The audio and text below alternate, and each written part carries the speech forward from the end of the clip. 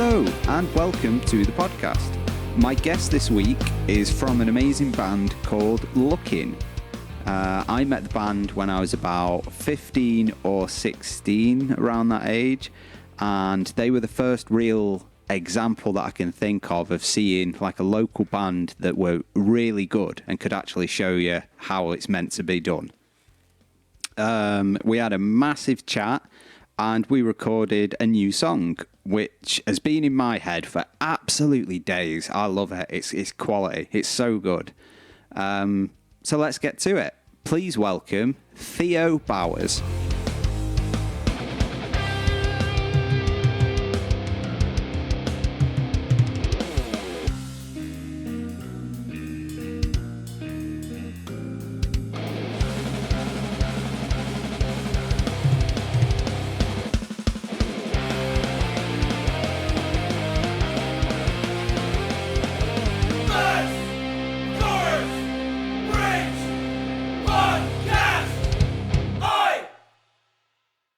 Is it literally just freestyle? Yeah, because it's just I just think it's probably the best way. Because otherwise, if you try and structure it, so I try and make a few questions. I try and think like things I can ask the guests. Otherwise, I've got no idea how it'll go. Yeah. But other than that, I don't want to talk about anything. The only thing I was worried about is going, obviously the main thing for me, music-wise, history-wise, is the George, really. But I know obviously you covered a bit with Joe already. But anything and you probably will with you've Christian. had from the George is going to be completely different to the way we've had it. I guess so. Well, let's start with the George then. But potentially before the George, because I don't know when Lookin started. Because for me and my generation, I suppose, when we came in, it was like Lookin were already there. You were already a thing. So how long was everything going on before we joined? Was it like a year? Yeah, two? to be honest, it probably wasn't that long actually. To be honest, me and Christian first started off actually playing in his garage. I can't remember her name, just off Ivy Road. When we were about 13. Yeah, about 13. We never did any gigs or anything like that. Literally just played in his garage. We just did Green Day covers. Yeah. Is this with Matt as well? No, we didn't have a drummer. So This was literally on our own. We used to go to my house to go and record songs because I had a four-track recorder. Nice. And a keyboard with the drum pads on it. Like a Zoom thing. Yeah, no, it wasn't as good as that. It was literally like a 20-quid keyboard, and it had, like the buttons for kick, snare, toms, cymbals. We used to record songs that way. Then I went off to Cornwall then. I moved to Cornwall, I was about 14 or 15, I think. And when I was down there, Christian started a band with Phil Carville, and a few others called Thanks Fatty. So, if you remember them? Yeah. Yeah, okay, the name sounds familiar. So they would go for a bit, and then I came back up to Mac and was like, right, let's start a band, let's get something sorted. So the first drummer was a guy called Ben Tarbord. I don't know if you know him. He went to Fallbridge School, and he was into like Foo Fighters, stuff like that. He loved Foo Fighters, Muse, that sort of stuff. So he's like similar music taste to us. Yeah. So he's a nice guy, seemed like a good fit. So we started doing a few practices and a few gigs. This is just you and Christian then? Yeah, with Ben Tyler. That's when we became Lookin. How did you get started with playing? What drew you to actually playing? I mean, bass or guitar? What did you? I played guitar first. You started on guitar. When I was about 12, I think, started playing guitar. And Christian came around to my house when he first moved to England. Actually, he came from Spain. Yeah. He started at All Hallows High School in our year. And he came around to my house a few times, we were mates with a few others, and I had a guitar there, so obviously I played loads of different songs, or tried to anyway at the time. Yeah. And he he picked it up and got pretty good at it straight away. So he didn't play it at all, and you just showed him, and he just picked it up. Yeah, and we pretty much just learned together really. And we started playing. Probably were in about 13, 14, something like that. And then you moved down south, came back up, and then started playing together again. Yeah, when I was probably about 16, 17, I came back up, something like that. And that's when we started the band. Right. He stopped doing the Thanks Fatty thing. So we got Ben Tarbart in, did a few gigs, did play at 108s, played at George a few times, wherever else would have us, basically. What years was this? We were probably about 17. Right. So how old are you? Late 90s-ish, I would say. Right, okay. Something like that. Yeah, so this is still a few years prior to me and Joe and everyone like that getting there. Yeah. We're talking probably 3 or 4 years before we get there. We played a gig at this last one we had with Ben, I think was at the Sportsman. My memory's like really weird. I remember some things really well, but the majority I've totally forgotten. Yeah, me too. You'll see, you'll get it to next. It's just too many gigs, isn't it, over the years? They just all merge into one. Yeah. But we had a gig at the Sportsman, and in fact, actually the gig before that was at 108s. And what's 108s? I don't know. It's the Bull and Gate next to, it's a pub next to the Millstone. Right. I think it's the estate agents now or something. I don't even know what it is, but it's, if you look at the building, it still says Bull and Gate on it, I think. Right, okay. But it's 108s at the time. It's basically just a tiny pub, had a pool table in one half of the pub and a bar and a few chairs in the other half.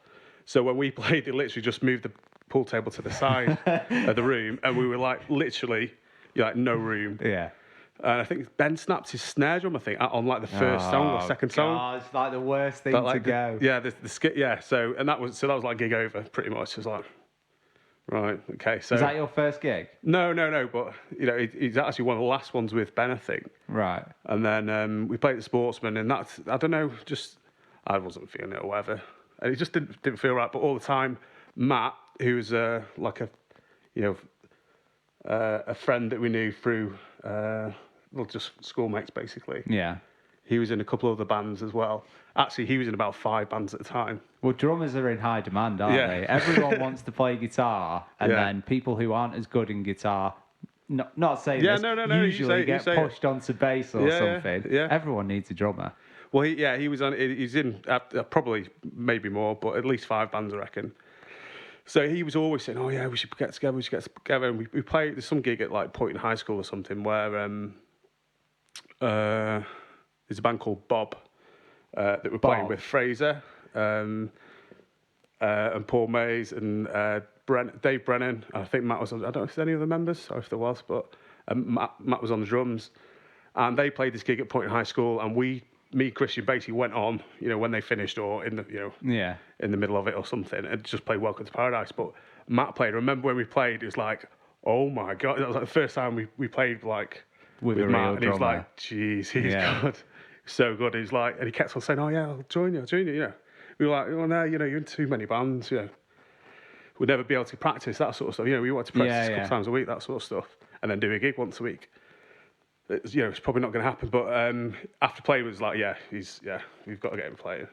So I think he's a wicked drummer. He's crazy. He's so good. It's crazy. He's ruined it for me, really, because I can't, be in other bands, it's difficult. Yeah. Listen to drums, because you just think what Matt would do, or So I've got a lot on my shoulders then, is what you're saying. Oh, yeah, you have, yeah.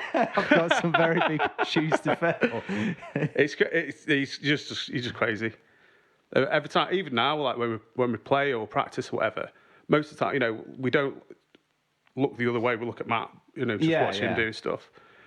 Every now and again, we think, we should face the other way. So that's what get ready for.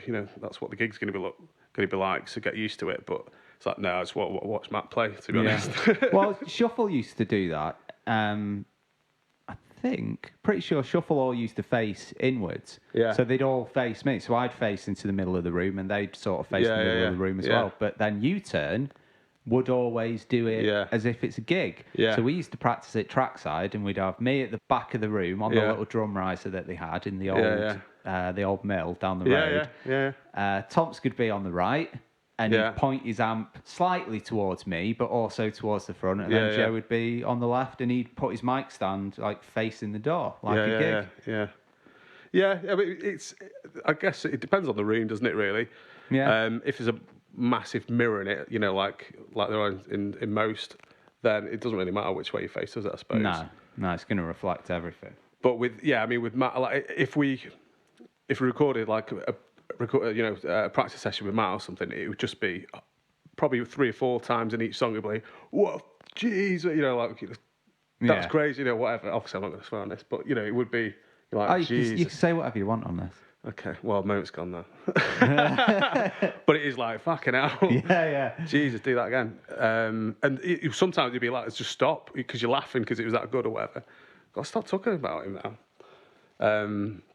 Well, yeah, he's good. He's very good. He's very good. He was, I mean, in my school, there was a guy called Phil Marshall. Right. Who was the original drummer for Dalbury, if you remember him. Yeah. He was good. Right. But then when I started coming to the George finally and saw Matt, and he was incredible. It's ridiculous. Well, because we were already sort of going as a band then, when he first joined, and he was like, right, he knew most of the songs anyway, but it's like, okay, so obviously you do what you want, you know, make it that part your own or whatever, and he totally did, and majority of songs he totally changed really. He's either putting loads of breaks in it. At that point, we're doing loads of the. You alluded to it with Joe about the like "Wish You Were Mine" with the stops and all that sort of stuff. What a tune! There's quite a few of those like that. There's an old, in fact, actually, I think it's an old Fatty song, "Don't Ballykiss Alan." Right. There's loads of stops in that, and Matt sort of changed that and mixed it up. And is he the one that put them all in? Yeah, he orchestrated all the different dynamics of it. Pretty much, yeah. Because it'd be like, I can put this fill here, you know, all the time, and most of the rehearsals that we did were basically for him to, you know, let's just play that bit again, and he put this fill in, and it's like, geez. So was he? Because I can't really remember. Was he a drummer that would practice a bit, get it how he wanted it exactly, and then he would play that like religiously? As in, if it was a particular fill in a particular place, he'd figure it out to exactly what he wanted and then pretty much stay with that. No, well, unless you forget his memory's not the best. His memory's shocking. It's worse than mine. So even like he doesn't know, even now, you know, he doesn't know what the songs are actually called. It's like you know, that's this one. That's what Thomas was like. And now, especially now, when you know we do like a couple of gigs a year now.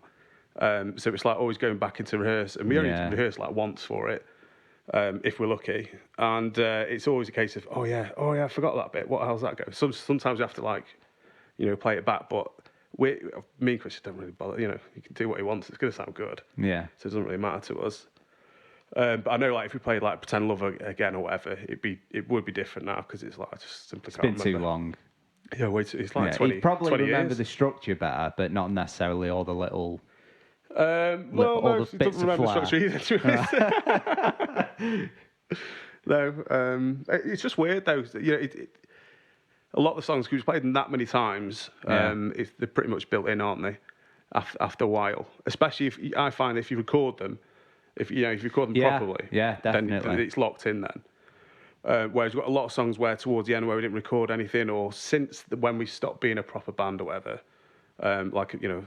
A full-time band or whatever. We've written loads of songs since, but they just get forgotten. And I was actually the other night I was listening to some old recordings that I did just from practice sessions and stuff like that. There's like 3 or 4 songs. It's like, oh, that's a really, really good song. Couldn't even remember it. So I'm like, I'll bring that one back in. But I started doing recording now with this garage band thing. It's like, right, yeah. So you used to record practice sessions? Yeah. Right. Yeah. Not proper, just, you know. Yeah, but just to like go back and listen to bits. Yeah. It's a good idea. Because there's been times when I've been doing bits for songs on this. The song I just did with Sean. Yeah. You know, I'm mixing it and doing things, so I'm hearing bits of the song over and over and over and over and over again. And then I did a mix and I send it off to Sean and he's like, well, you need to do this and take that out. And he's like, of course I do. But because you've heard it that many times, you don't think about it. Yeah. So then hearing something fresh from the recording of a practice, not just playing it again and again. It's a different response you have in your own head, isn't it? Yeah. You can hear what works and what doesn't work. Well, definitely that. I mean, there's the one that I was listening to actually is one of my ones where it's basically just a bit of a bass riff. Really nice one that I put nonsense lyrics over it just because it was like, right, well, let's just get something recorded now and then next time we'll come back to it. But we know damn well the next time we've well forgotten about it, and by then there's probably 2 or 3 new songs that we want to do. But then you can listen to it. Yeah, exactly. Yeah, it's a good idea.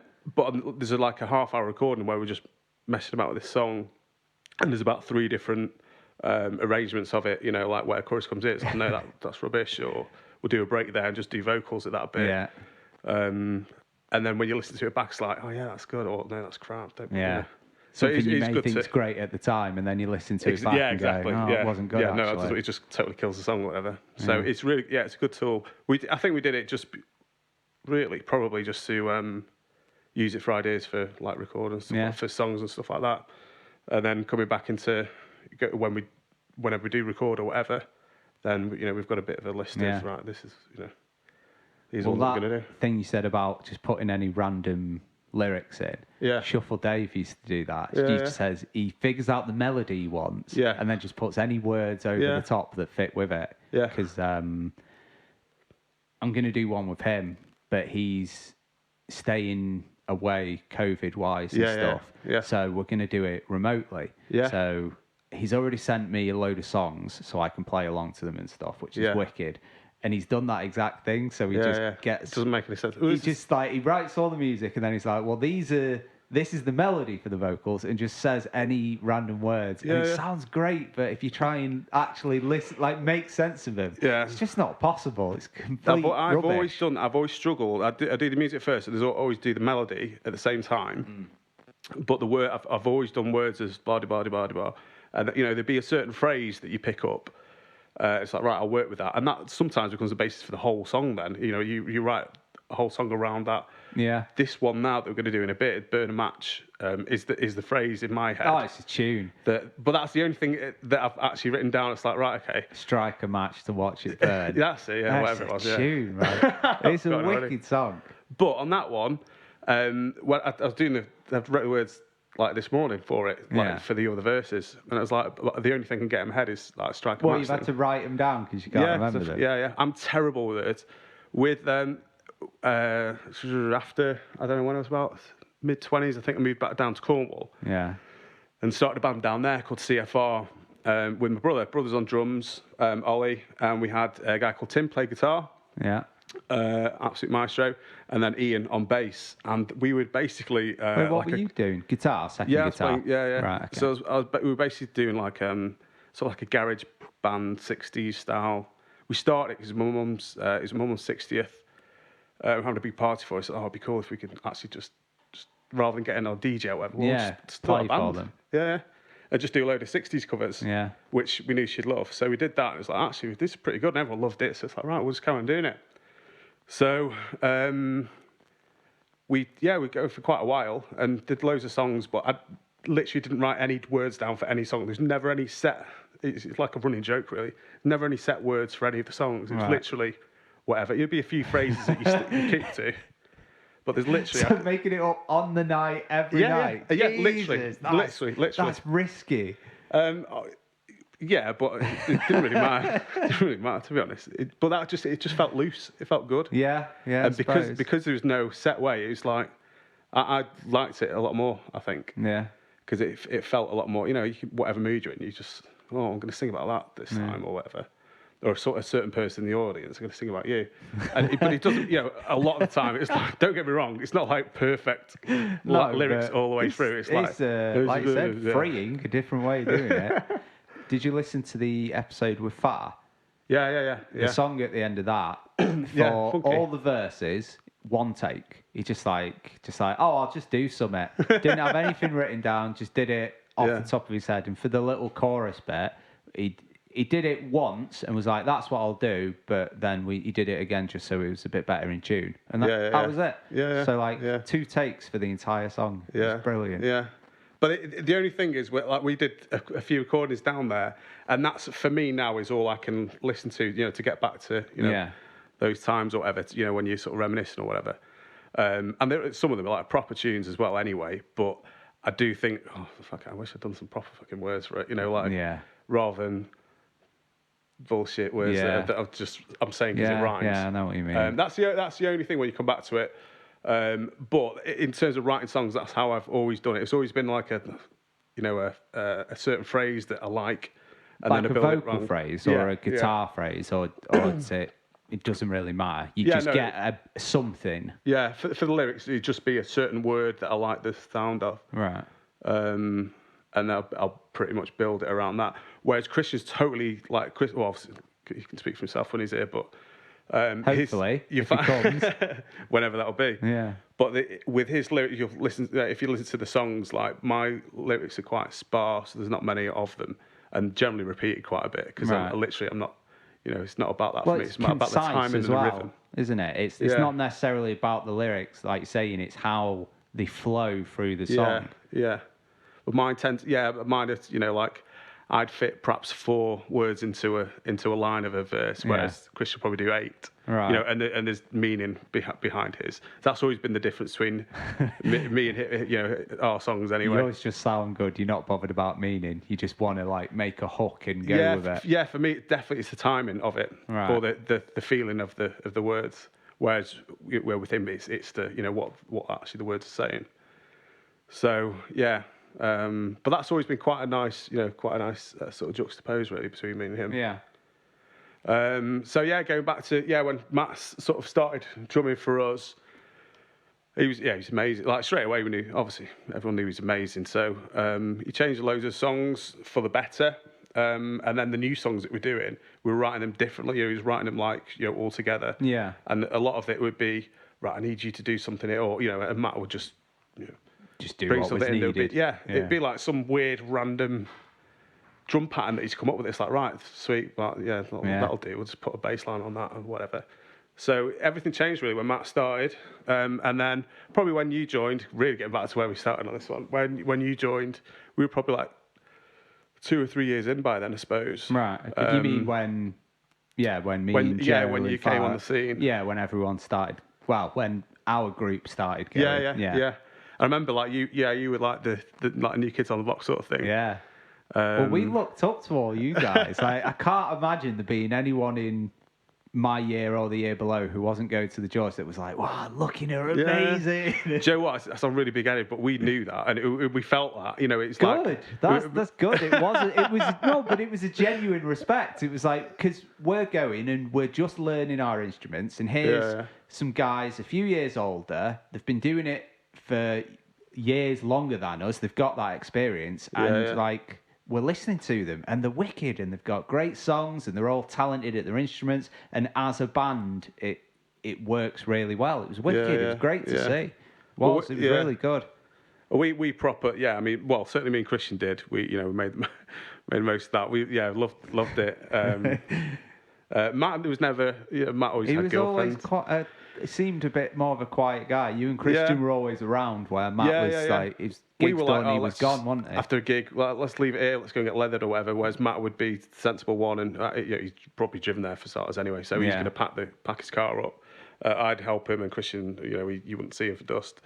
But then Matt would go home then. He probably had a girlfriend. He always seemed to have a girlfriend. Also, it didn't. Yeah, so we were like, just go out and have a good time, basically. Whereas Matt was definitely, he's not a party animal like we were. He's done the gig. It's time to go and rest. Yeah. But me and Christian we loved the George, absolutely everything about it. Without that, we wouldn't really, we definitely wouldn't be a band. Because that sort of gave us everything, really. Yeah. We used the George as like a tool to go to other places. Like we knew that if we played at the George, we get a chunk of money. Yeah. So we use that for either recording or like booking a coach. Yeah. So if we go and play Manchester, then that's a load of people there. And like Zib, who ran it, he pretty much just he was almost like a father figure to us, really. Yeah. He properly helped us with everything, like literally everything. For the first recording we did with Pretend Love, Wish You Mine, I think Days in Space, I think. So he pretty funded that. Oh, did so he? At the cottage, wow. yeah. He just, I remember being there, we were upstairs. It was like, look, I don't know how it came about, but I just remember saying, look, I'm going to give you this. I don't want anything back or anything. I'm going to give you this, and you just that's wicked. Get a recording done. And we went to the cottage and had it done there. It's such a good record. Even now, when you listen to it, it's still good. Where's the cottage? Was that in Matt? Broken Cross. Right. Yeah. This is a still guy. there? Yeah. Well, yeah. It's a bit. recently, really. Our mate Wes, it was through him really. He recorded it for us, but his old man Roger, he's actually, I think he passed away recently. Right. But it's still there anyway. Still going. Wow. And it's like really quite a well-known place. I think Roger did a lot of stuff with like producing, recording, that sort of stuff. So it's like you can tell like the quality of it. Even now when you listen to it, it doesn't sound old. The recordings on Spotify? Yeah. Right. Yeah. Not all of them. Those 3 tracks. Was there 4? Might have been. Oh yeah, no, Off the Wall as well. Yeah. Yeah. Off the Wall was on that one. Yeah. So out of like when you were writing songs, we're Lookin. Yeah. Who was writing? Were you both writing songs, or was it mainly Christian, or mainly you? Or once you were writing as a band with Matt? Yeah. Would it be like one person would bring an idea and you'd all work on it? Yeah. Right. It was definitely like Christian had his songs, I had my songs, and they were pretty much done really. In terms of like the structure of we'd come in like this is what we've got or whatever, and then it would be right. Well, Christian doesn't play bass, so I do the bass line or whatever, and same with Matt. So it would be like that's your part, this is my part, and we sort of created that. But generally, the structure would be done. You'd come with like a 90% finished song and then pull it all together. Yeah, I mean, the majority is probably written on acoustic guitar. So it's literally like, right, okay, like, and you build it from that, really. Yeah. Sometimes the structure changes, sometimes it doesn't. I was being quite vocal about how I'd want the song, like, no, I don't want, it's got to be this or whatever. Well, you've got a vision for it. You hear something in your head. Yeah. You might not like what I've done with the one for us then. We'll see. But don't worry. But normally I'd be, like, I want it to sound like this. If there's a certain feeling that I want it, whereas Christian was a lot more fluid, and he'd be like, pretty much. The only thing I remember clear as day, the only thing really he specifically told me to do was on Time to Change, there's a bass run that goes down. And that's the only thing I could think of where he said, "Oh, can you do this? Can you play that?" That's the only thing he said. Everything else, he's just left you to it. Yeah, pretty much. Yeah, right. Yeah. Which, I see that as really, I see it as a failing of mine really, because that is normally me saying, "Can you do this instead, or can you do that, or whatever." I'm a bit more. Structured. I don't know no, probably no. Too like not a control freak, but a bit. I want it done like how I want it. It's different ways of writing, isn't it? Because people write in different ways. Because there's similarities with the way you said you and Christian are different, and how Shuffle Dave and Shuffle John are different. Yeah. Because John generally would turn up with a song like finished. Yeah. As in, he doesn't mind if Blair does a little twiddly bit on the bass here or there, but he's got all the vocals probably, right? Like all the melodies done, harmonies that are going to go in. He knows where they are. The drum part he's not really a drummer, but he's programmed something, and he'll like say, "This is so." It'll set the tempo, whether it's like do ba or do ba. That's where he'll want it. Yeah. Whereas Shuffle Dave could come with like a few little bits and be like, "I've got these bits. Let's play them. See if anyone has any ideas and go from there." And they both write amazing songs by the time the song was finished. When you get to the end of it, I don't know which ones you wrote and which ones Christian wrote, but. Yeah, it's with those ones. It's generally like if I've written it and I sing it, sort of thing. Right. And vice versa. The one thing is what we always focus on. I remember when we first started, was like the harmonies were a big thing to us. I've always been to the Beatles and Beach Boys. The harmonies are a massive. Well, for both of us, Yeah. So it was always like we spend as much time on the harmonies as we do with anything else, or more time with the harmonies, because really that's what comes out first, isn't it? Really, or loudest and clearest. So the harmonies were always like what we enjoy doing, and it's still now you get a kick out of it. Yeah, when you listen to it. I love harmonies; they're brilliant. There's a bit, even like now, every now and again, there's a bit in "Wish You Were Mine." Although I'm singing I don't know what note it is, but I'm singing so high at the end of it, and I can't reach the note. I'm like literally screaming, like really high. But it's a bit where our we do, I don't know what the technical term is, but basically Christian goes high and I go down. Right. Or it might be the other way around. But there's a bit where the notes match and it's just like, it's so good, so nice. It's only literally probably half a second, but it's just that little bit. I can listen to it now and go, yeah. Nice. Just a tiny little bit. And you know, you probably won't get that anything else, but for the vocals and harmonies, for us, it's always going to be like, that's what we have to do. Yeah. Well, the general public as well, it's what the general public links into, isn't it? Yeah. So for guitarists, for musicians, they're going to hear the instruments more and pick out their individual instrument. Yeah. Like, you know, I listen to Green Day and I hear everything, but I'm listening to the drums. Yeah. But then the general public, they hear the lyrics. Yeah. That's what they hear. So it needs to be strong and prominent, doesn't it? So when you're doing cool harmonies as well, it definitely draws them in. Yeah. It's weird that you say that, because when I started playing, I played guitar to start off with, and when I moved down to Cornwall, I was doing a music college thing, and there was about 30 people in the year, and our tutor group, and I think 28 were guitarists. Yeah. There's one drummer, one keyboard player. Sounds about right. Yeah, one drummer, one keyboard player. I can't remember his name. He was a nice guy, but yeah. So it was like, right. So and they was all like split into your own bands, sort of thing. It was like, well, I don't want to be in a band with like 4 other guitarists, because I was just like self-taught. You know, I can, you know, I know what the notes are, I know what all the frets are, all that sort of stuff. But that's about it. And there's some guys there who are like crazy, you know, silly fast. But there's no feeling. There's no feeling in mechanical. what they're doing. Yeah. There's no emotion or anything like that. So I was like, I'm not really bothered about that. And it's like, all right, well. You play bass then? I was like, right, okay, we'll play bass. And so is that where you started on bass then? At college? Yeah. And I actually I left college because I don't have to tell my mum this really, but I can always cut it out if you want me to. I was supposed to have bass lessons after every Tuesday or whatever it was, Wednesday or whatever. And I didn't like bass lessons. I wasn't interested. I wanted to go home and go and sit on the beach or whatever. So I basically just didn't go for weeks and weeks and weeks. And it built up, you know, and it got to the point where Roger, like the teacher guy or whatever, was like, you've not, you know, we've just found out you've not been to any bass, you know, like, do you know how much this costs? And you've literally not turned up for one. I was like, run away. Oh, so literally that's what I did. So anyway, I came back up here and it was like, right, so I only wanted to be in a 3-piece. Yeah. I wanted to be in a band. Christian, he wasn't learning bass, so right, well, I'll play bass. And then at the same time, I was like, well, actually, when I was at college doing it, we were playing all this blues stuff, and it was either like you play guitar and you just do little slides, every now and again. The odd chord here or there. Or you could play like a nice, sweet walking bass line. I'll play a walking bass line then. I'll get busy doing that. So, and then stuff like Paul McCartney, you know, all the bass lines that he does. Right.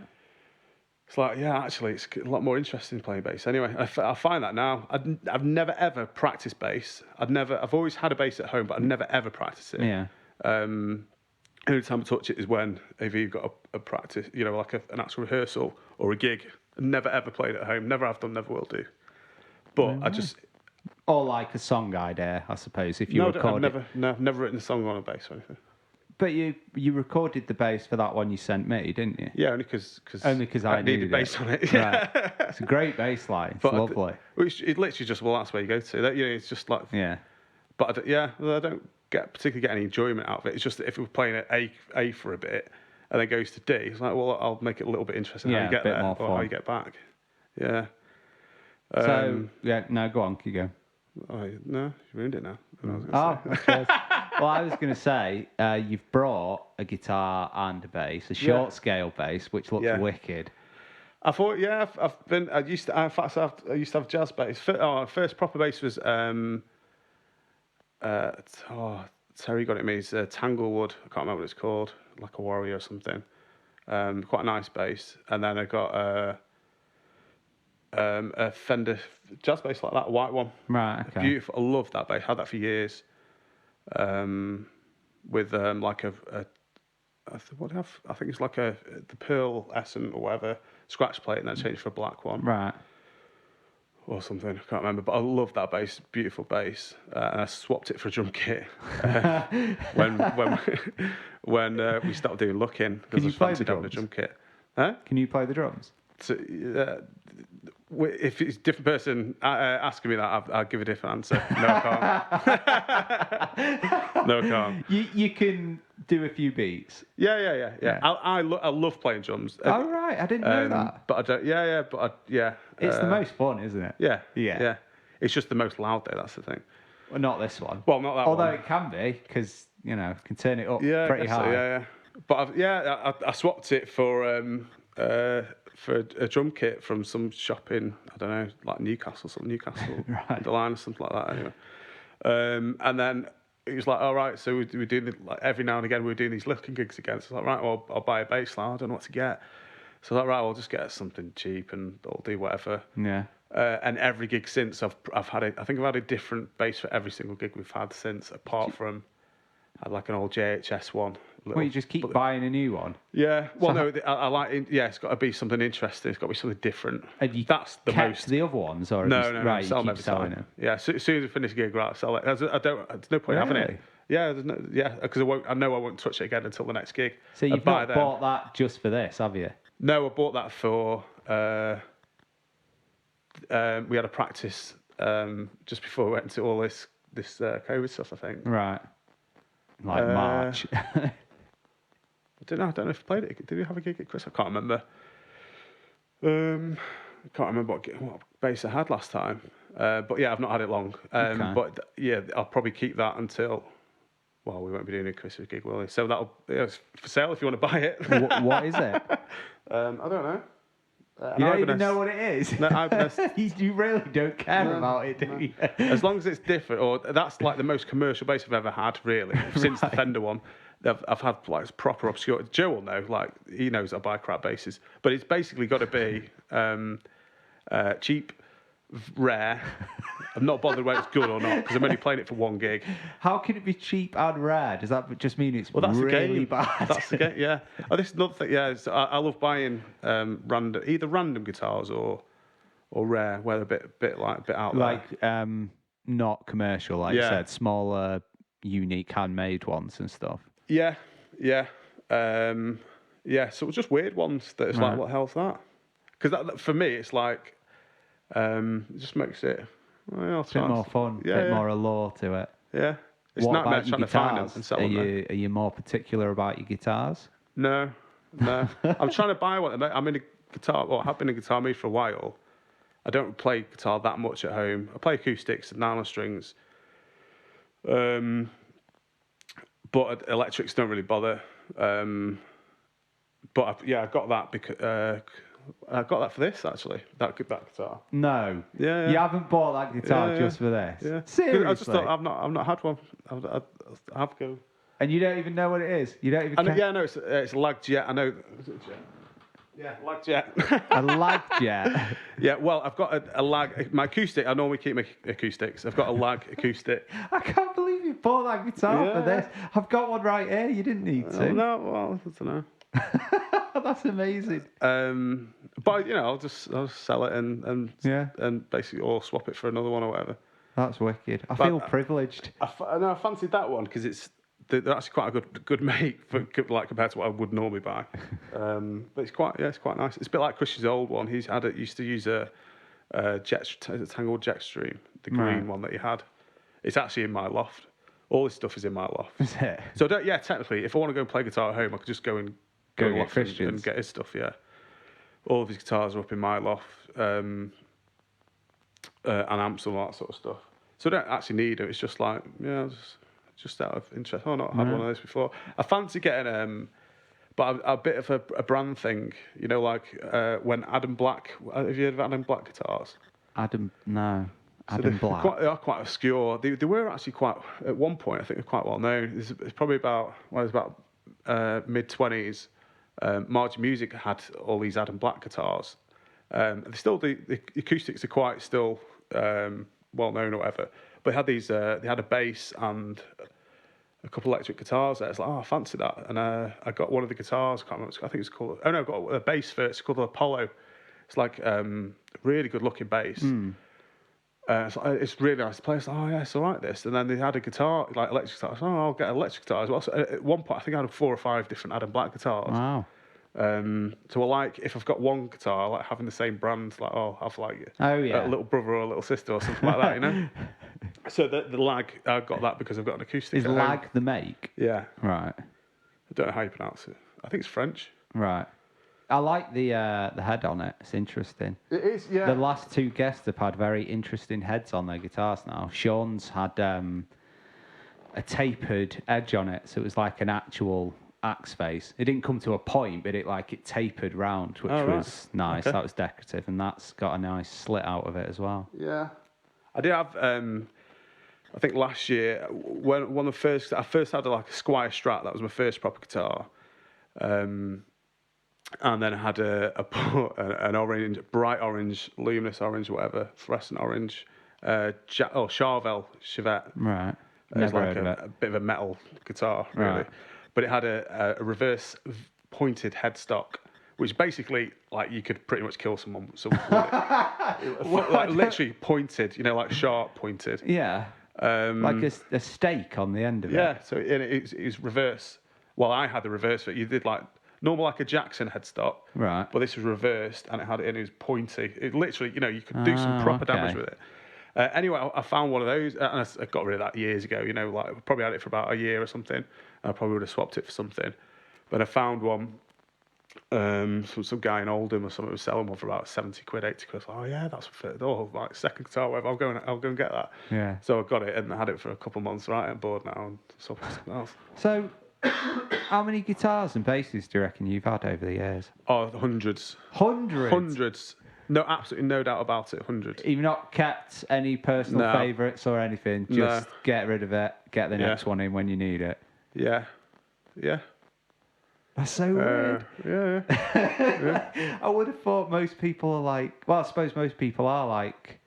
They get one and they hold on to it. Like Sean, my last guest. So, like, difference in comparison. Sean, my last guest, he's never really been in bands that have done loads of stuff. He's done like 3, maybe 4 gigs in his whole life. Yeah. One of them a few years ago with me and Joe when we did some Green Day covers, and Johnny A.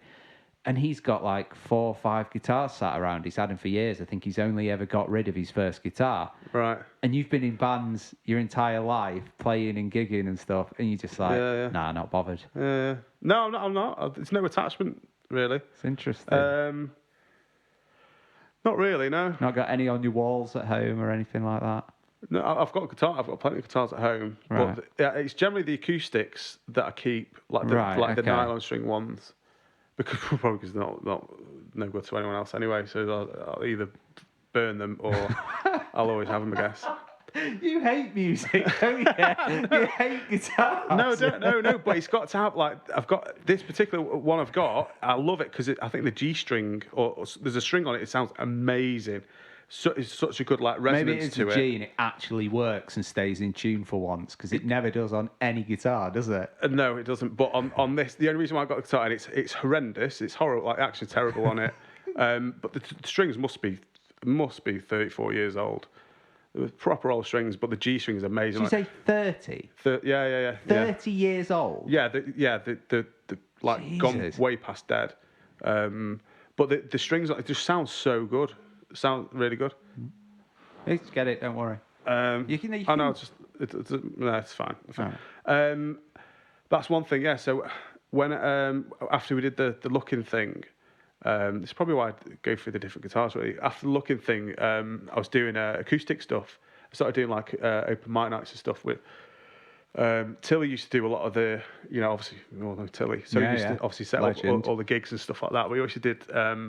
Open mic nights and stuff like that, so he got me into that, and Andy Bleeding Hands. Oh yeah.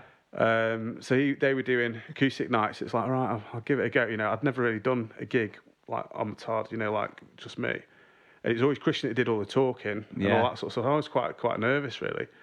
Even though you'd been on stage singing for years. Done like hundreds of gigs, just never. I'd never. It's like thanks at the end of it, at the end of the song, and that's about it. Thanks. Hi everybody. There are like videos of us at Cuba where it led absolutely hammered, like playing gigs, and I'm there talking like full on drunk, like really, really drunk.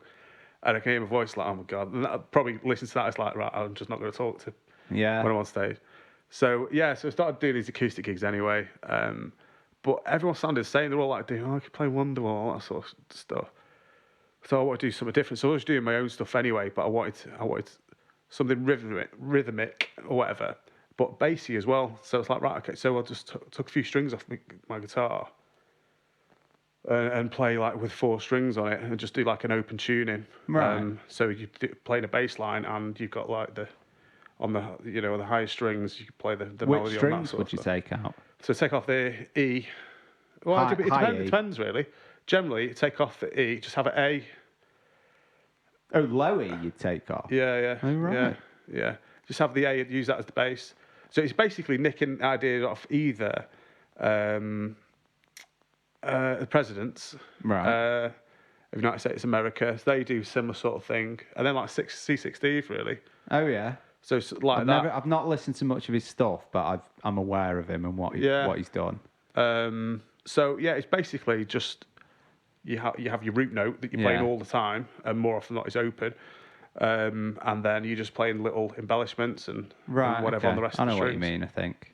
So, but it sounds on a really old knackered crap guitar with old strings on it. It sounds amazing. It sounds really good. You know, like Jose Gonzalez, like that sort of you know, like that sort of feeling. But for me, the older guitar, the worse guitar, I think the more interesting it is to look at someone playing it and thinking, what the fuck are you doing? Actually, that sounds all right. So for me, it's always been... Why are you playing that old piece of shit? Basically, yeah. And I've always remembered, like, with going back to Joe, when I was playing at Swan, it would be like, for me, because I know he's like a bass guy as well. There's not many bass guys about. But it's like, come and check this bass, like, come and look how shit this is. Like an extra brag of how bad can you get? Yeah, basically, yeah. Wow. It is lit like a joke, you know. Remember they had this Dallas bass. It's actually worth quite a bit of money. Dallas. Never heard of him. It's old like 50s, early 60s. It's basically just a one-piece bass. No truss rod in it or anything like that. Just one piece of wood shaped into it's like a Les Paul shape. That's short scale. Oh, it's got to be short scale as well for me now. Always got to be short scale. Don't know why, but it's too much effort getting all the way over there. It's like I don't need that extra weight or anything like that. Also, who's playing up there? No one. Yeah. It's fine. It's not needed. Yeah. But I've always liked the trebly sound anyway, so I'm not like the deep bass stuff. A punky, snappy bass tone. Yeah. Well, yeah. So yeah, it would always be a case of like find the cheapest, rubbishest bass, and if you get a good sound out, it's like okay, you must be good if you can sound like that on that. So that's sort of in my head. That's always been like, and just make a point of never looking at your bass when you're playing. That's the other thing. Always, Don't look at it. We fuck up, but just don't look at it. Dave used to get on to others about that. Where Dave got to a point where he like started taking everything super seriously and really going for it. So he was, I think it was when we were at college, he started paying attention much more to aspects of the playing live. Yeah. So if you don't need to look at your guitar, don't look at your guitar. Be looking out to the audience and like try not to turn your back to him. Like keep moving. All these sorts of stuff like that. And I think one of the things he used to say was like, don't look at your guitar. You don't need to. You know where it is. Just keep playing. Yeah. Yeah. It might. That's I don't know. Yeah. I mean, I think we got that. I probably would have got that from college or something. It well, did a lot. Yeah, that's what I'm saying. It's probably the same thing. Yeah. So, also, like it being in tune and stuff like that got drilled into my head being at college. Yeah. So, what about playing in between songs and stuff like that? Yeah, no, that's a big no-no. It is a big no-no, isn't it? That was the nightmare with Christian, because Christian's like constantly tuning his guitar. He didn't go to music college, did he? No, he didn't. But that, for the first, I could go and watch bands for ages, after music college, because it's like, just tune the fucking guitar, like, just stop, I'll fucking do it for you. Yeah. It's so frustrated. It takes a minute and it sounds infinitely better. Yeah. And there's bits where it sort of, like, it's the songs that are out of tune. Jamie T, is it Zombie or whatever? There's a bit in that where the guitar's obviously it's purposely, otherwise obviously would have taken it out. But on the chorus, the guitar's out of tune, and it just really, really frustrates me. It's like, no, I'll literally turn the song off, whatever. That was like a big song for you about 5 years ago. Yeah, or something. I think I know the one you mean. Well, the guitar in it is in the chorus, it's out of tune, and it's just frustrates me. It shouldn't be. Yeah, no. So that from college, that comes from college. So like tuning guitar, loud, not playing in between songs. Yeah, we got a lot of that from. Well, I was getting it as well from college, and it's like it just makes perfect sense, doesn't it? At first, you're like, oh God, why is he telling me what to do or something like that? But it's like if you don't play in between songs and you tune quietly, nobody hates you. It's simple. It's like just more professional. Yeah, and if you're a guitarist and you're tuning your guitar on stage and you're not doing it quietly while your front man or front woman is trying to talk to the audience, like you're just in the way. Everyone in the crowd hates you. Yeah. Right, let's talk about this song. Yeah. Because that was a lovely tangent about how little you care about guitar. Really? You sent me the song, was it start of this week? Yeah, I think so, yeah. I've listened to it probably about 1,000 times. Oh, have you really? I love it. Do you like it? Yeah, it's a great song. Love it. Right. I love the. But now I know how particular you can be with your how you like things on your songs. Yeah. I'm not necessarily sure you'll like the drum beat. Right. You might. I think it goes really well, but it's not necessarily the most. It's not a standard beat, so I wasn't sure if you wanted it exactly how you'd sent me the drums. And no. Well, there's a few little bits in it as well where you've recorded it pretty quickly, I imagine. Yeah. So, like at the end of the second chorus, there's a bit where it then goes quiet after that, and I'm not sure if the second chorus, if you want it to sort of break down there, yeah, or something. But that was basically So I've never really been a fan of like lead guitar stuff. Like Green Day, it's only really the late years where they actually have lead breaks, or whatever, or actually the very first album. Yeah. So generally, Tell you what, though, I don't got like some solos. cracking solos on Kaplunk, hasn't he? Yeah, well, the early stuff, yeah. But I know what you mean. Full on, like 50, yeah. But generally, Dookie or whatever, Insomniac, there's not really any. There isn't any solo. So in my head, they don't work. They're a bit 80s them. Right. So none of my songs really have any solos, unless they're really proper basic or whatever. So there'd always be a breakdown, just so there's some sort of change in feeling and the change the dynamics really. So well, that's the thing. It was because of the way you've recorded it, because you've done it quickly, the guitar gets to a point and then just sort of cuts out. But it's not even at the end of the chorus. It's we'll stop it about 1.5 bars there, and we'll chop it there. So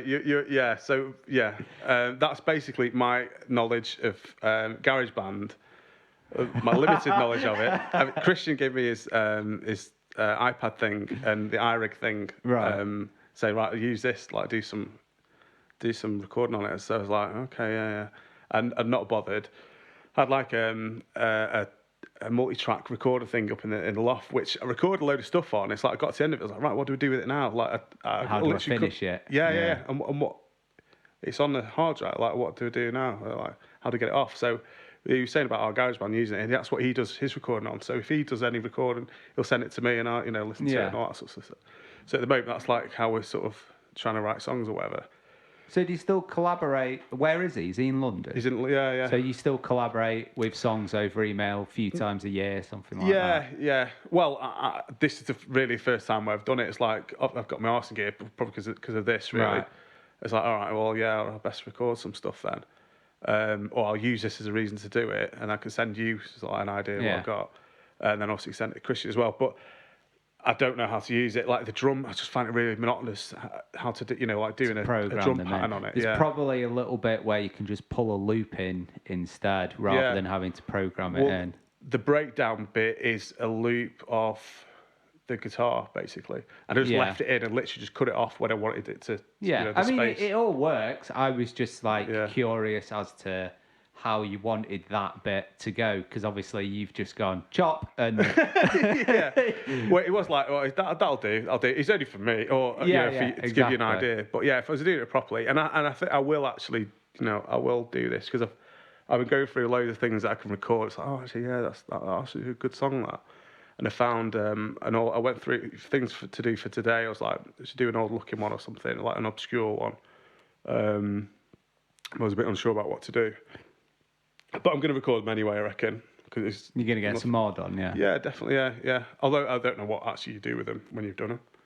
What do you do? I mean, I can't help you with GarageBand and stuff like that. I assume it's similar to this, but I mean, I record the conversation in one file, and I record the song in another file, and the intro in another, and the outro in another, and I mix them all down individually. Yeah. And then I make a new track, like a new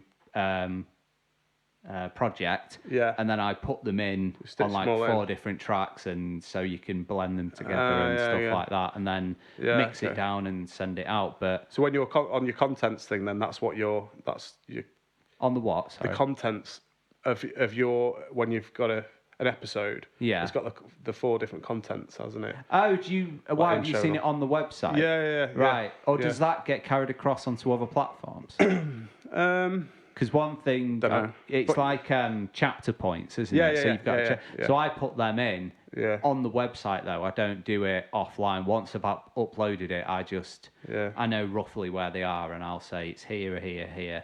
Yeah, I don't know if that goes across to other things like Spotify and stuff like that. No, it doesn't. No, it's just off the website, I think. But that with like technology, I'm not a big technology fan. I don't know what I'm doing. I've only been doing this for May, something like that. I think I first started doing something with it. I got my kit in May or June, something like that. So I've not been doing it long at all. Yeah. But I've had a lot of help from like Shuffle Dave and Eddie Cooper. Yeah. You all right? Stranger enters the room. I can't remember what we were saying. We were talking about the song. So you're not sure about. I'm not really that picky, to be honest. No, I'm not gonna lie. I am the picky. drum beat. Well, we'll see. I quite liked it. It was the bass line, because the guitar's very minimal in the verses, innit? So the bass line's busy, but it's still very spacious. Yeah. So I thought it needs not filling, it needs something similar that's busy but spacious. So that's kind of what I've tried to do. Okay. I'm sure it'll be fine. I can always redo some of it. I'm sure it'll be absolutely fine. I'm really looking forward to doing it, I've got to say. But that was just done. On GarageBand, I'm getting used to that now. It's quite nice. There's endless tutorials and stuff, isn't it? Yeah. The main problem I've had with trying to learn stuff is if I'm trying to figure out how to do something, I might not even know how to explain it in a technical sense. Yeah. So you can't even ask Google because you're not even sure how you ask it. So I can ask Dave. That's been really handy for asking Dave. Like, with my limited knowledge of even what EQ and compression and these things, even what they are and what they did, I pretty much had no idea. Dave took me through like a mini course in like a 3-hour online thing. So that was really helpful. But it's so hard to know what you're doing at first. I'm just like a trial and error. Even now on like my bass amps that they've got, I don't know what they do. Like what, like the mid tread and stuff like that. Yeah, well, I know. I sort of know what they do, but if I'm looking for a particular sound, I don't know how to get it. I just move the knobs until I get it. Yeah, I'm the same. Like when Far came round and he's like, what kind of guitar tone have you got? And I'm like, you sit here and you do what you want, because I've got no idea. I just use the presets, and then if it's too crunchy, I'll mess around and stuff. Like you said, trial and error. Yeah, it's the only way I definitely do it. Like that. I found with this thing, it is like just trial. I don't know what this stuff means. I've heard the words before, but I don't really know what you do to. If I'm after a particular sound, I don't know. I've heard the words before. I'm the same. I've heard EQ. I've heard of reverb. Yeah. I don't necessarily know what's going to happen when I change it to a certain way. No. But a good way to find out is to go to the maximum and the minimum. Yeah, that's my way. Yeah. Like, what does this do? Put it on full. Oh, that sounds awful. Right. Don't want to use that one. Yeah. But that's what I've been trying to get to grips with on this. And it's just for me, it's trial and error. And one way or another, if it sounds better, then that'll do. If not, then I'll try something else. Yeah. But presets are the way ahead for me. Well, they are for me still as well. It's definitely helpful. I want to say more about Tilly. It doesn't really matter. Anyway. About what? About Tilly. Say more about Tilly. That's fine. We're an hour and 8 minutes in. Oh, yeah. And right, you're going to chop it. Oh, yeah, it'll all get chopped. So I'll chop bits out here and there. So that might go to an hour, might go to 50 minutes. I don't know. So, yeah, if you want to talk about Tilly, go for it. Yeah. Well, not specifically about that. Just, I don't know how I can lead into it, really.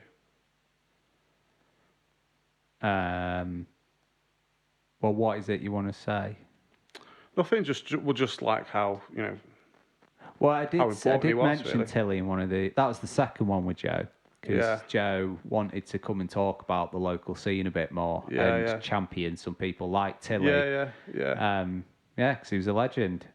All the gigs he put on for years and years, jumping from one venue to the next. From the George and the Queens and the Knights Bar and Cuba and the Townhouse and the Swan, and he's been around. And B-Bar. B-Bar was great, wasn't it? Yeah. You played a lot in B-Bar, didn't you? We did, yeah. Joe and Tomsk, we played in there like once a month or something for ages. It was great. I loved it. I was he's a brilliant B-Bar. Paul, the guy who ran it, just a really good guy. He just wanted everyone to have a good time. And obviously Tilly putting the nights on, and I think I was probably a little bit alien to them at the start when he started doing like a rock night or whatever, because B-Bar was sort of known as like it's a club, wasn't it? Really? Yeah. But then it became a bit more prevalent there. It's got a really good following, and it also did the open mic nights, which is like where pretty much met Andy and loads of other people. Loads of other people. Yeah. The open mic nights there were amazing. Well, all these different venues that Tilly did this through, all the different years, he didn't develop a following, but he developed a crowd, didn't he? Yeah. It wasn't like everyone's going to see Tilly, but it was Tilly putting on the shows, and everyone knew what they were getting. They were getting a decent show, local musicians who could play and write decent songs, and everyone got to know everyone else who was playing. It was great. Well, without Tilly, there wouldn't be the music. Well, there wouldn't have been any music scene because no one else was doing it. No. Whether someone else would have stepped up, I don't know, but probably not. But he'd go from venue to venue if he needed to, whatever. And it was generally a case of he wanted bands to play, and he wanted them to get paid. He wanted to have a good time. Yeah. But it needed to work for everyone. The place needed to get enough people in for it to make it worthwhile. He wanted the band to get paid. It's a big thing for him. Right. To make it make the bands worthwhile actually playing. So it wasn't just that the up and coming bands, because he was very particular about that. These new younger bands where it's probably going to be their first gig or second gig, but that's where they cut the teeth. Those people have got to play, but also you've got to have the bigger bands with the bigger following playing as well. Yeah, put them on the same gig. Yeah, exactly. Give the younger guys a bit of a test. It may be a bit intimidating for them at first, or he may dive on it. Yeah. But he. Well, everywhere he went, sort of everyone else followed, really. Yeah. I certainly did. We all did. Wherever he was doing gigs, everyone was there. Yeah. Everyone always turned up. When he started doing gigs at the Townhouse upstairs, and then I ended up working there. Same with George, actually. I ended up working behind the bar with George. You? Yeah. I pretty much almost lived there at one point. Because all the time it's like, get to the end of the night, knackered or whatever. Is either walk home at 2 o'clock in the morning, or Steve would just say, "Well, let's go and find a room upstairs." Yeah. So, but that was obviously through Tilly. Then off to like Townhouse after that, or B-Bar, Knights Bar, whatever. Cuba. Townhouse had some good nights as well, didn't it? Yeah, that was a good little venue. Yeah, well, he started off doing the bands and all that sort of stuff. That's where I found out that DJ3. Do you remember DJ3? No. They were amazing. Like band? Full. Yeah. Right. Yeah, it's a 3-piece. Steve Smith, Nick Hope, Nick Connors. You got a good memory. Amazing. Well, yeah, anyone will remember them. They're amazing. Right. So basically 3-piece. I think it started off like pretty much instrumentals, pretty much, I think. But it's just proper funky. Right. Steve had his Telecaster, beautiful sound guitar. Just like everything about it was amazing. Yeah. So yeah, they played. I think they played quite sparsely in Mac anyway, but generally it'd be at the Townhouse when they did play, which was amazing. So that I only knew about them because of Tilly. So, right. But then I started working at the Townhouse then at that point. But then it'd be moving on to B-Bar. I think the 108's gig, that was probably through Tilly as well. Everywhere else, Woodman, whatever. Wherever he went, people followed, didn't they? They really did. He was a local treasure. Yeah, he absolutely was. Still is. And he's up in Lancaster way now. He's doing his videos. Videos? What's he doing? He's got a YouTube channel. Has he? Yeah, it's really good, actually. Yeah, it's basically like he's out and about and visiting different areas that are now local to him and sort of just sharing a bit of history about it. But that interesting. It's nice. But it lets you sort of still see him, which is nice. Because he's, without him in Matt, I don't know, I've not been to a gig in Matt for ages, I guess. Well, yeah, no one has relatively. I know what you mean, but it's, I don't know when he moved, but it does seem quieter now than it did many years ago. Yeah. I don't know if that's just because I'm older and I don't go out as much. Well, so I think they do quite a few gigs at MASH. I think MASH have quite a lot of people on, and the Swan is obviously, they've got some people on tonight as far as I'm aware. Have they? Yeah, I'm not sure if it's bands or it's probably acoustic, isn't it? Socially distanced acoustic. Can you have a band on stage at the minute? Yeah, you don't. Depends how big the stage is. It depends how big the band is, doesn't it? If it's 3-piece, you probably get away with that. Are you allowed to stand, if you're in a 3-piece, you could stand in like the 3 corners of a triangle 2 meters apart from each other. Yeah. Don't have to have the biggest stage there. Or 1 meter with a mask. It would be a bit weird playing a gig with a mask on, but... Slipknot did it. I did it a few times with... I was in a band with a guy called Gary Baker and Don Blair. I don't know Dom. Now Rogers. And Steve, actually. And he's like they were going beforehand, Chester Flange Experience, a bit of a joke, party band, joke band. But that was always like fancy dress. That was always, quite interesting. I played bass in that. It was, he's just doing cover songs, probably 50-50 cover songs, and others were originals of Gary's. But they're generally like joke songs. Yeah.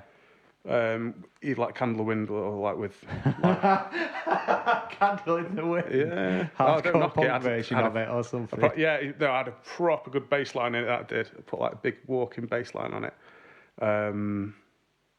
But he's either like changed massively. Yeah. In some sort of different genre, playing in a different genre.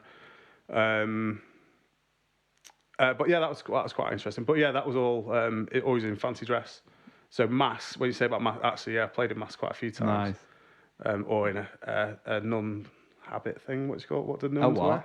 What do nuns wear? A habit, is it, or something? I used to dress as a nun for it most of the time. Nice. Anyway. Yeah. I've done a few gigs in fancy dress. I don't think I've ever worn a mask, though. Yeah, I try and keep things away from my face, my eyes, and anything that might run into my eyes from sweating, because it's not worth the pain while you're drumming, is it? No. But that every gig that we'd played was fancy dress, and it was generally put a wig on or something like that. Yeah. Blair was the worst at fancy dress. Yeah.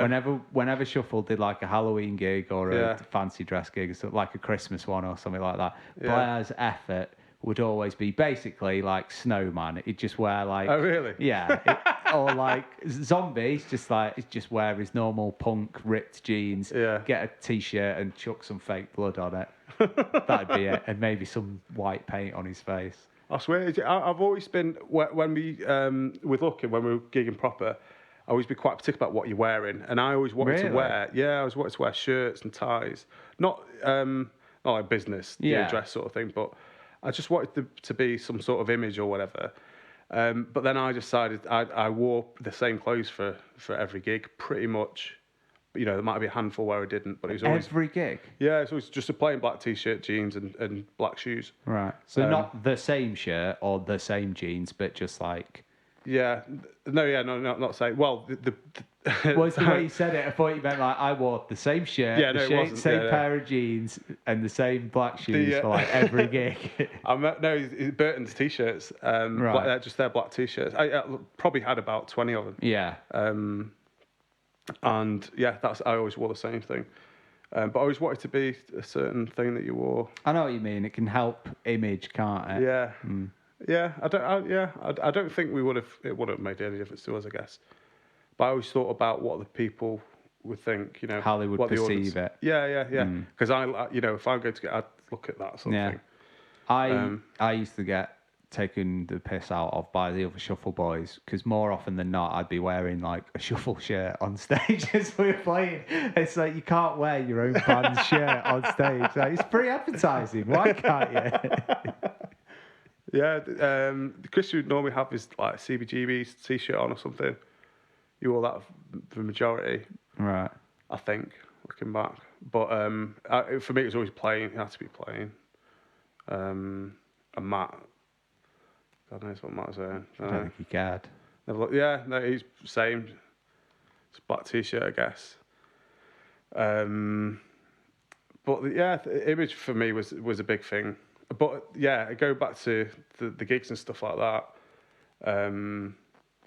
Like B-Bar was really good. Played loads of gigs there. Yeah. And it's like for us, like, because the big thing really was like who's going to come and watch you in Mac, to get anywhere, or you got to go and play in Manchester or London or whatever. So we used the Mac gigs where we knew we could get lots of people there for the money. Other ones, it's a good idea. Yeah, and that's where Tilly was really good. He got lots of people in. Everyone knew who Tilly was, so we get loads of customers in, and a lot of the time, we pretty much turn the place round into a music venue like very quickly. Yeah. So it got well known for that, and at places I wouldn't have been in, otherwise. Yeah, I never would have gone to Cuba, to Night's Bar, to B-Bar, I wouldn't have gone to what was the B-Bar? No, the other one, the Townhouse. I would have never gone to the Townhouse, really. No, I remember. I'm not really a big pub person, so I never would have gone. And God knows how many nights I spent in there doing gigs. Yeah. I remember we played this is go back years, and I think Ben was still in the band at that point before Matt. We played at the Townhouse, and it used to be weird. It used to have like a waterfall thing at the back, like really early. I remember playing there, and the bassist told us. It had like a water feature in the pub and behind the bar. It's weird. Anyway, we played in there, and I think we got told to fuck off pretty much. So I definitely would not have gone back into Townhouse. No. I ended up working there and running it or whatever, but. The B-Bar, that was like became after the George, like the B-Bar was like the next place where it's like I adopted that as like that's where I go, and any night I was going out, it would be I'd make sure the majority of it would be in that place. Yeah, I mean it was the place again, wasn't it? Yeah, it was the next place to go to. There was the odd other gig here or there, but that was the venue. Yeah, for me it's very difficult to remember the timeline of all the different gigs because. I also had the Shuffle putting on gigs in venues that Tilly wasn't necessarily doing gigs there. Yeah. So I've got like, did Tilly do the Queens or was that just the Shuffle? The Queens across from... Don't know. Hang on. Sure. What's the one across the road from the train Queens station? Hotel, yeah. Don't know. Not sure. I never played there. Well, I think it might have been Shuffle who was sort of running... Oh, was that upstairs? It was, yeah. Oh, right, yeah, okay. So I don't know if Tilly was involved or if it was just the Shuffle, because we had a PA and stuff, so it was and we were looking for venues to do gig swaps with other bands. Yeah. So I don't know, I can't remember. And there was times I know that the Queens was around at the same time as was it Night's Bar or Cuba first?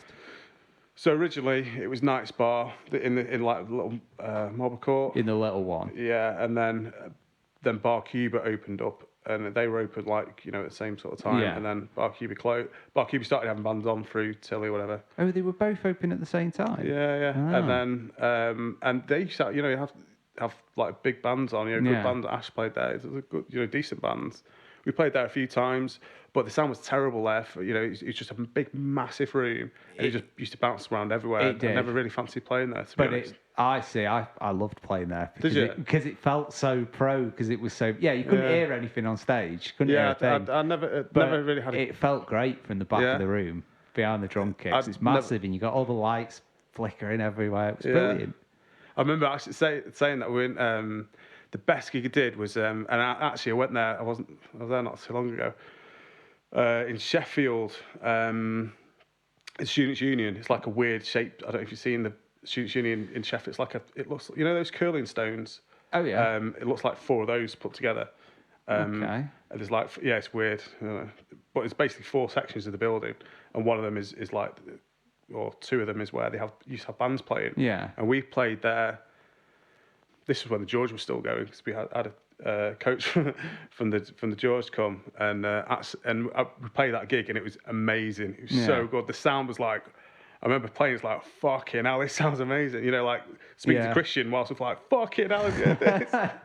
We played like a really, really good gig, and at the end of it was like we were doing signing autographs. Everyone thought we were, we're American with the Icarus Line, this band that we were supporting. We did all the autographs and all that sort of stuff at the end of it. And I remember, I think Sib kicked off with all the sound engineers, because the Icarus Line went on after us, but basically turned everything up to, Oh, bastards. So it sort of, it left a bit of a sour taste, I think, for some of them, but we fucking loved it.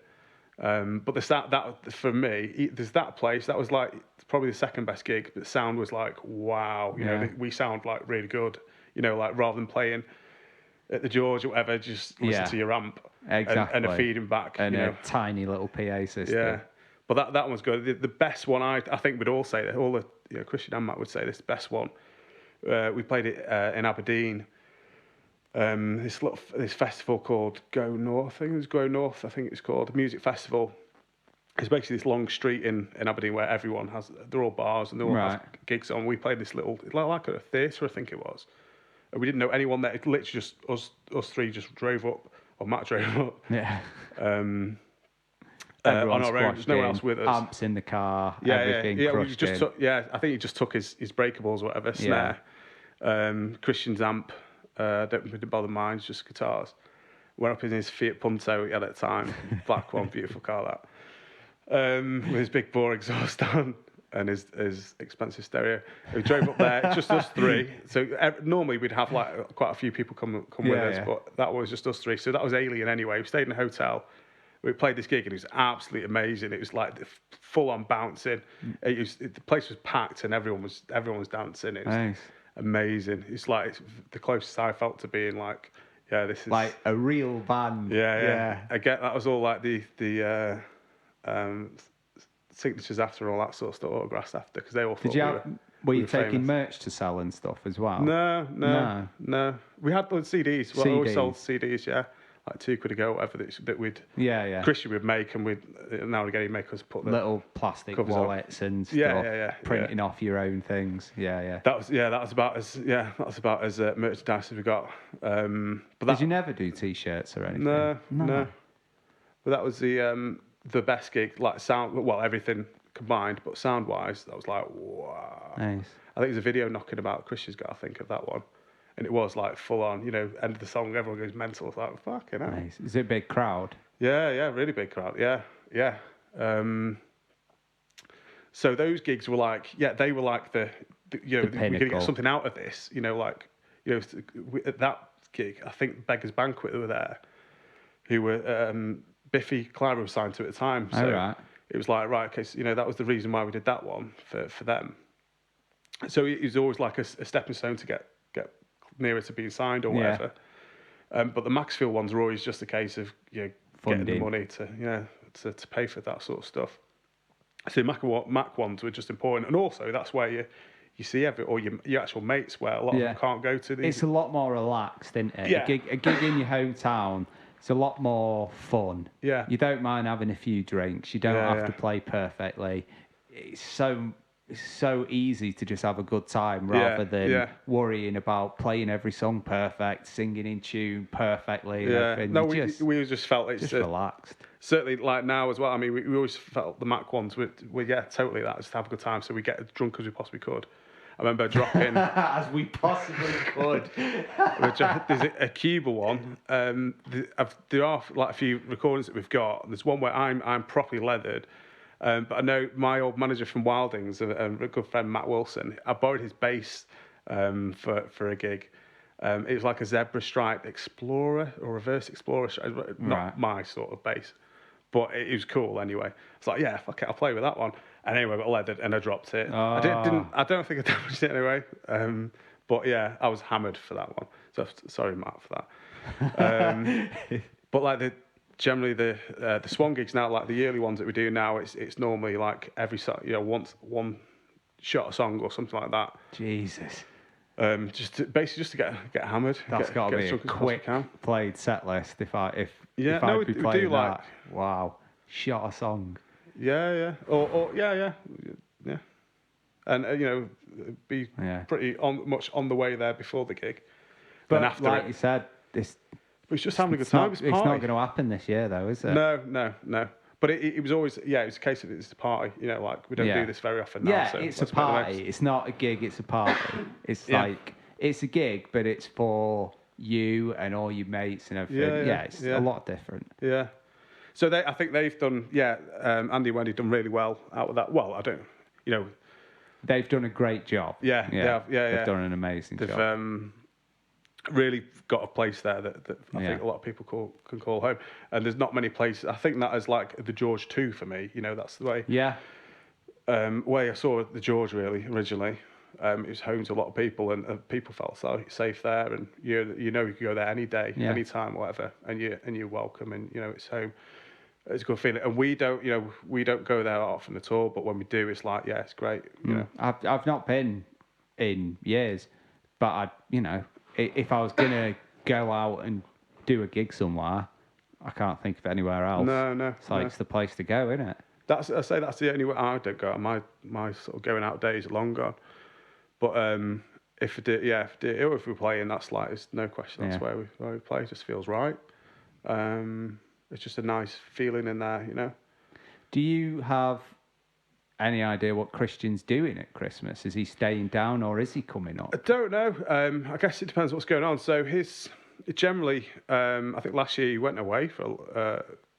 He did. He went away for quite a few weeks. Right. That's his time off work. That's the best time for him to have off work.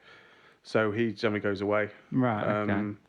So I'm not sure what he's going to do, to be honest. Normally he would come up like the week before Christmas. So we do a quick practice somewhere, the trackside. Yeah. With Stu, and then do a gig like the next day or whatever at the Swan, and then see you later. Then off he goes on holiday somewhere exotic. So I don't know. Don't know what's going to happen. He has been spending a bit of time in Spain because where he works at the O2. Yeah. So there's not a lot of. He's part of like the programming team, so there's not a lot of things that he can do really at the moment. So I guess he's working from home, planning for the future. But so I have no idea. Don't know what he's doing. Well, hopefully he'll manage to get his ass up here. You have to do it remotely. It's the only way, I guess. Yeah, could do it remotely. Yeah, I meant for a 3-piece one as well. Though, right. Well, because it'd be fun to do. Yeah. But yeah, I could do a remote one with him. I'm doing a remote one with Dave first to trial it to see how it goes. Yeah. Because the actual songwriting thing will take a lot longer, I think, because you'll be sending stuff backwards and forwards. Yeah. And I'm relying on other people to do it in the spare time and send it back to me and everything like that. Well, he was a garage band or whatever. He's the one that, he told me what to do basically with it. He's been doing that for ages. Right, so he'd probably be pretty on it. Yeah, and he probably would just do the guitar and that's it, and it's like you sort out the rest sort of thing, right. And leave you to it, drums wise or whatever, or unless we get Matt on it. I've got a drum, unfortunately. I've got to do something. Well, actually, Matt's not a bad guitarist. He's a decent bass player as well. Yeah. Nice. He probably plays bass more than I do. He probably does. In fact, I've borrowed his bass a few times in the past. He's got a couple of basses, I think. Actually, the last gig, I think he snapped it. He snapped the neck on it or something. He snapped the neck on his... I think so, yeah. You snapped the neck on No, I didn't. No, I put it in the car. It's after a practice or something. Right. And I put it in the car. Or Slammed he did. the door. Yeah, and... I'm not going to make out it was my fault. I think, yeah, he did it. But he's got a spare one. It wasn't an issue because he got a spare one anyway. So it didn't matter. But yeah, he's not bad. He's very good at piano as well. In fact, Christian's good at piano. Right. Yeah, or keyboards. Yeah, when we did the second proper recording thing that we did was where like the Avenue was on it, which is this song that we're doing in a bit is the Avenue. It's almost like the part 2 version of it. Right. Okay. I wasn't. Is this on? It's not on Spotify, is it? The Avenue. The Avenue is, yeah. What's on that one? I can't remember the songs on it now. I think there's about 3 songs in it.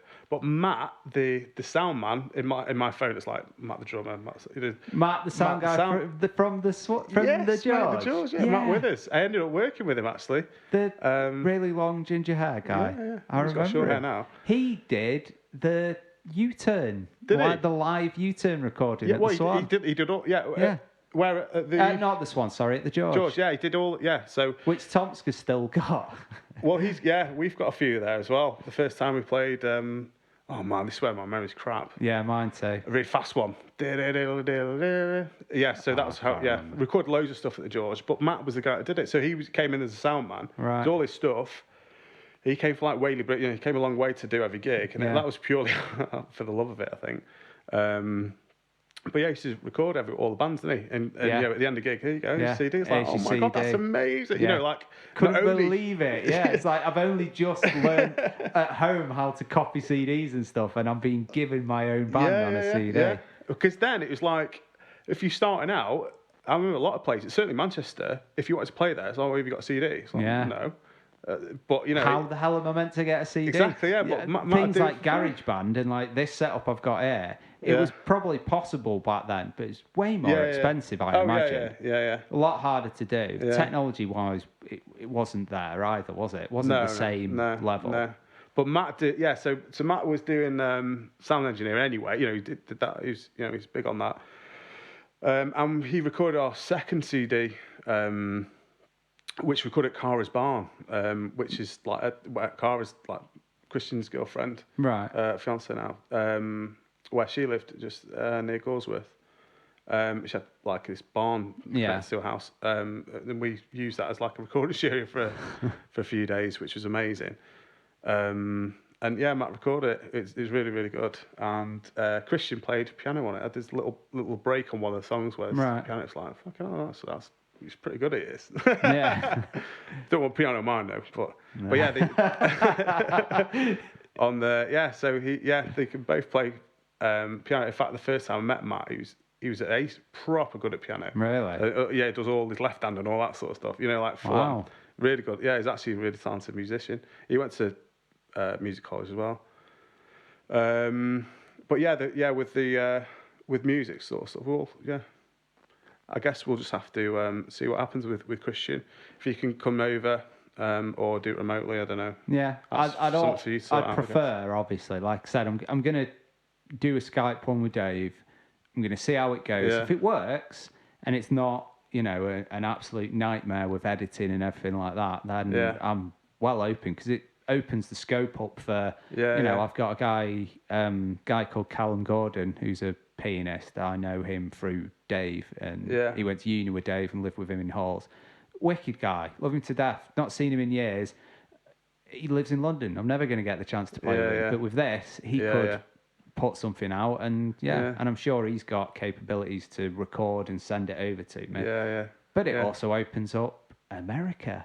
Dave Grohl's, he's got to be bored, hasn't he, every now and then? Would you let him play drums, or I've got a drum. No, he can play guitar. I was something about that. I'd probably freeze. Can you imagine trying to play drums in front of Dave Grohl? Are you having a laugh? I was watching a video about him last night or something. The first drummer that he had after when the Foos started, or when he started the Foos or whatever. Yeah. So he recorded everything, didn't he, on the first album that he had? Yeah. And then basically got a band together for touring purposes, sort of thing. And the first drummer basically got to record the next album, Colour and Shape, and I don't know, I guess he wasn't up to or something. Right. I think that's what generally was said. But yeah, that's a pretty bad position to be in, you know, like you're drummer for Dave Grohl's band. Yeah, you know, it's not an easy position. And then, you know, Taylor Hawkins, isn't it? Yeah. He's absolutely savage. Yeah. But he's got to be, hasn't he, really? Yeah, he's got to be. Yeah. But I love it when you see them, like, switch when Dave gets on the drums. And he's still, he's just him as a person. He's like the Godfather, isn't he? Everyone absolutely loves him. He can't put a foot wrong. Well, with the I love the Queens of Stone. I'm into like Queens of Stone Age quite a bit. So when he did the bit with them, that was pretty. Yeah. The drumming on that album's insane. Yeah. But loads of stuff. You know, there's bits out of that even now a nick. You know, when I'm thinking of songs and stuff like that. I guess this one is a bit like No One Knows His style. I've got a song called On the Edge as well, which is like. That's funny you would say that actually, because I sort of thought a similar thing. I've sort of not copied the beat. It's not similar to that, but it's I was thinking sort of along that sort of level of it. And it's open, but it's I don't know how to explain it. It's almost like simply complicated. There's not a lot going on, and it's just precise and where things. So that's what I've tried to do with a lot of stuff like that. Like we've got a song called On the Edge, which is like that sort of beat. And it's very much, when we're doing it, it's very much like less is more sort of thing. So like Matt on the drums is doing pretty minimal stuff. Yeah. Which is hard for him, you know. He wants to go all at it all the time.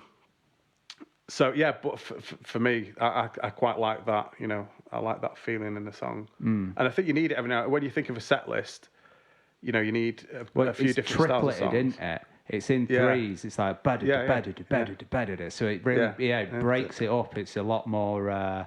It's got feel to it. Yeah. Standard 4/4 punk, you bounce, but it's not got the feel of something in threes. Yeah.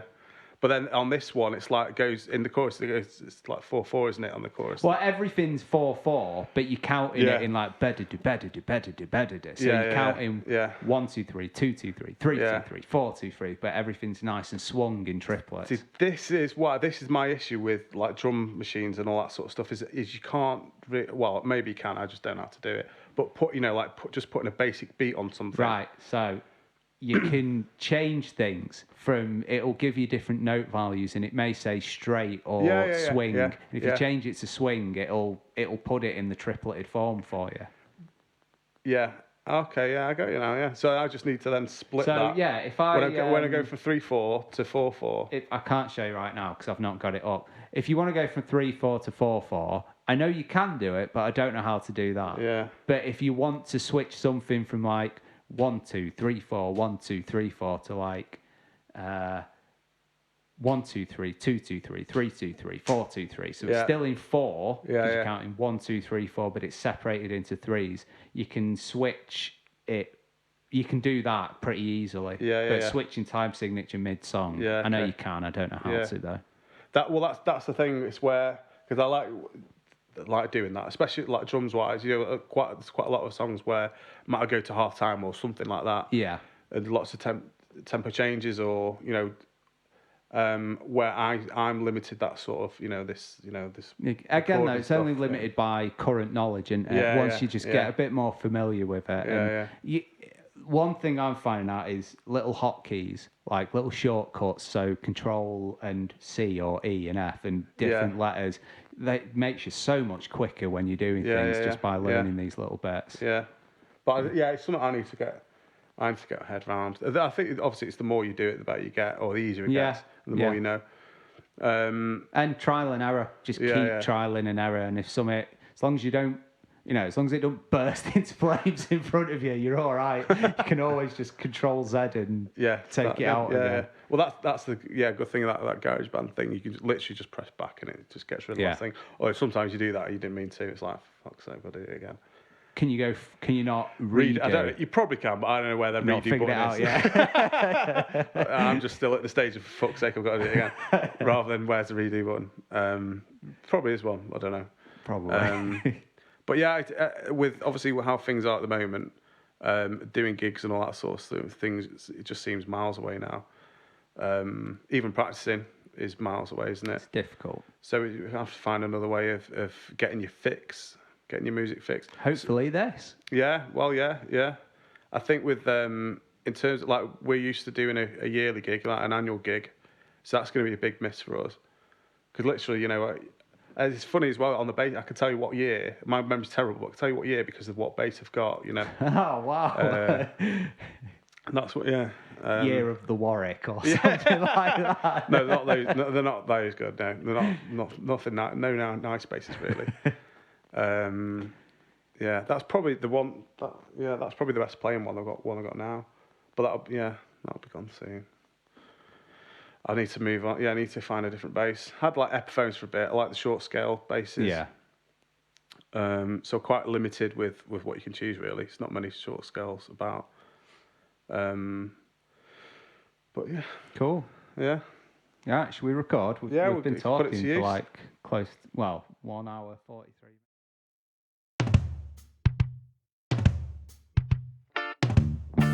Strike a match just to watch it burn. I'll make mistakes, but I'll never learn.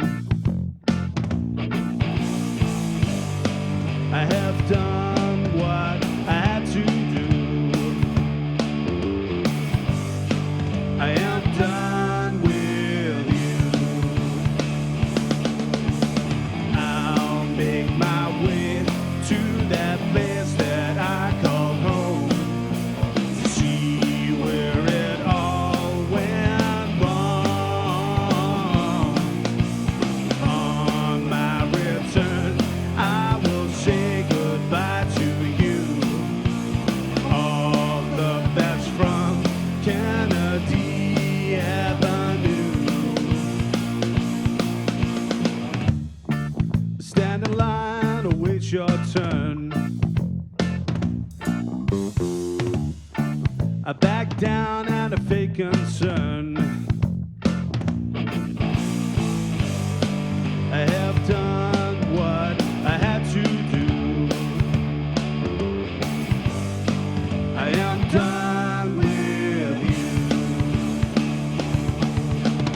I'll make my way to that place that I call home, to see where it all went wrong. On my return, I will say goodbye to you. All the best from Kennedy Avenue. Strike a match just to watch it burn. I make mistakes, but I'll never learn. I have done what I had to do. I am done with you. I'll make my way to that place that I call home, to see where it all went wrong. On my return, I will say goodbye to you. All the best from Kennedy Avenue.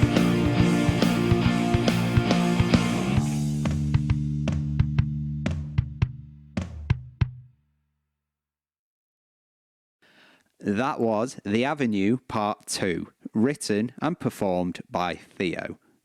Big thanks to Theo for coming on. I've been looking forward to having him on for a good while now. Hey, did you get that? If you want to be a guest on the podcast, if you can play an instrument and you want to come down, have a chat and record a song, drop me an email on versechorusbridgepodcast@gmail.com. If you want to follow the podcast on social media, you can find it on Instagram, Facebook, Twitter, and Patreon. All of them are at VCB Podcast. If you want to get custom drum tracks for your songs, you can find me on Fiverr. I'm nice and cheap, so that's good. Just search for Crodger. And that's it, really. So thank you all for listening. I hope you're here next time. And yeah, bye.